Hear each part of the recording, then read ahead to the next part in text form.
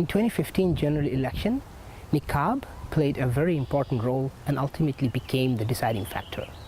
The Harper government tried to convince people that they had to ban a particular religious practice. Niqab became the debate of the day, and ultimately it cost the Harper government. They lost the election and the new government came into power.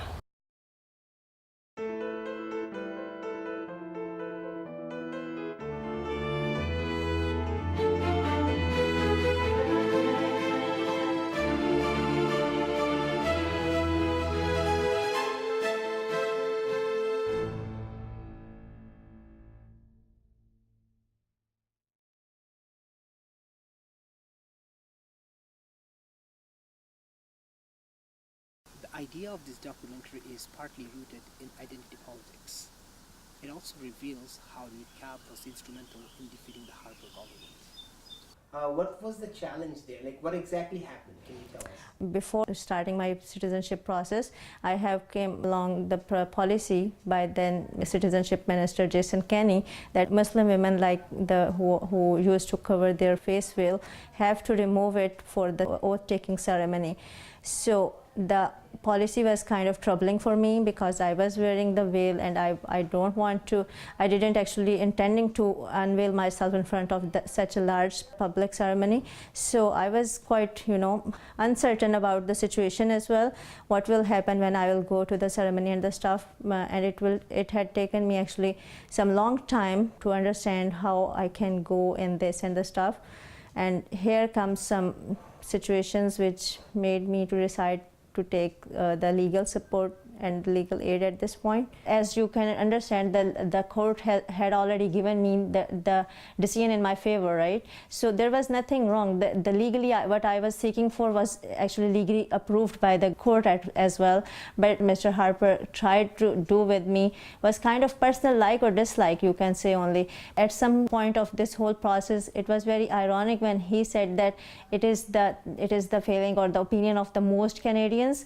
That was also kind of, funny, because that was not the opinion of the most Canadians. If we will see at the results of the election to 2015, we can clearly find it out that most Canadians have actually rejected his idea of this politics of divisiveness, and they are very, clear in their mind that this is the multicultural country where everybody is free to practice his or her own religion and, culture.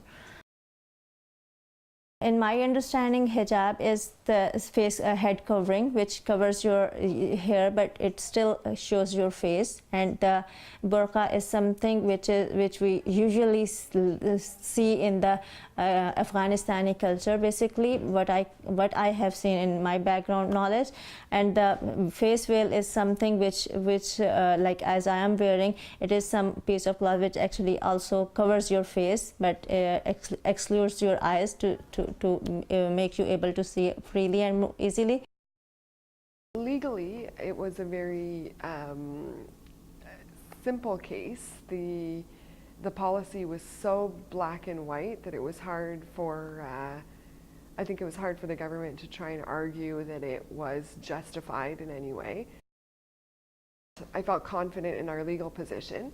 What was challenging, obviously, was that it came with an entire media presence that I wasn't necessarily expecting at the time, and the government took it upon themselves to make statements about the case while it was going on that were not true, that were misleading and false. Well, luckily there was a lot of media interest, and we had a lot of really responsible journalists who were contacting us to get her side of the story, and we're dealing directly with her. So the client was able to give a lot of interviews to explain her perspective. I think we were able to counter to a great degree a lot of the misinformation that was being put forward by Mr. Harper and the Harper government. I don't feel like that, there was any kind of discrimination or any kind of negative association because I'm a woman. At the personal level, I did not feel any feel that. But what I would tell you in one thing, it's a very subtle way, but I sometimes get a question that, like from some quarter, a random quarter, that where are you from? When I am given that question, I always have a dilemma to how to answer that question. It's like when people say that where are you from, inherently they are telling you that you probably not from here. So that question, it's been always difficult to answer that question. I feel like I'm a part of part of this world, and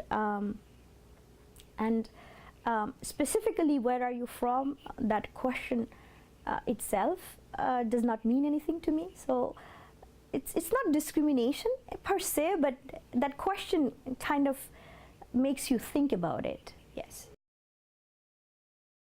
Well, within the Canadian context, for the last 40 years, Canada has been struggling with this idea of identity and how we have transitioned from being a white Anglo-Saxon society with kind of transplanted British values of thrift and hard work and sobriety to a very different kind of society, which is not based on the dominance of one group, but on this multicultural, multiracial society. So the issue of how we're doing and how people with very different backgrounds have worked together, lived together in Canada is one of the fundamental questions of our time. Well, there are dynamics between communities, and the dynamics in Canada, the needle swings wildly between the welcoming of strangers and the fear of strangers. So all societies have these two aspects of what I call the humanitarian impulse. A certain part of Canadian identity is this desire, this determination not to be American. Societies are not love-ins. So I think this is a false idea, but there's a great deal of economic security and precarity in modern society. And I think particularly I think for Muslims, I think there is a lot of residual fear and suspicion. I think it's much less so for Jews or Indians, but I do remember there was a period in the 80s where there were these skinheads, these neo-fascists who would attack, an Indian man for wearing a turban, and there were people were beaten and mistreated. Back home, when I was doing works on our ethnic groups like the tribal peoples or hill peoples, I saw how they are losing their culture slowly. But then again, I have seen also the fight back. I have seen also people who are strongly integrated with the main society, but they haven't lost their roots whatsoever. Self-identity, what is very important. Yeah, when I am here, also the same thing happened. Now I'm in dominant culture, and I am in the place of those minorities. I have seen how they fight to maintain their culture.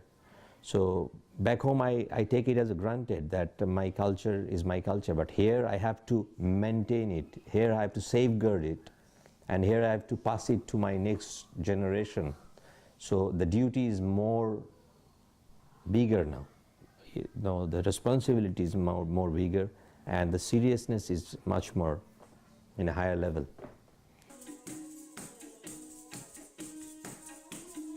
I didn't feel actually anything. The good thing in living in Canada is that everybody respect and other culture. You can say Bengali Canadian, you can say, because after learning all these things, all these years, I cannot change myself. I look like I can come from anywhere in the world, and so for me, that has minimized the experience of differentiation. I don't really experience it on a day-to-day basis at all, and I'm lucky that I pass. It's a very difficult thing to have an Arab name these days. I know of people who are not able to find jobs because of the Arab name. It's not that they had bad resumes or very little experience. I actually, one of my classmates when I was doing my master's told us that when she worked in the government, any applicant whose name was difficult to do a background check on was not selected. So for instance, if I applied and my name is Ghina Al-Dajani on my resume, they might not even look at my resume because they think, okay, when I want to come to do a background check on her name, it's going to take a very long time. Whereas people, you know, with more generic names were accepted. On the other hand, you could say as well, which she told us, is that if somebody had a very, very common name like John Smith, for instance, then they would also not look at that resume as well because the background check would also take time. So it's not a racially charged bias per se. It's more a structural bias against being different. Differentiating people based on ethnicity, gender, race, or color needs to be replaced with that of the trust. And only then we can build a society which is truly multicultural and multiracial based on the principles of Canadian Charter of Rights and Freedom. This is Abu Haq, and thank you for watching this video.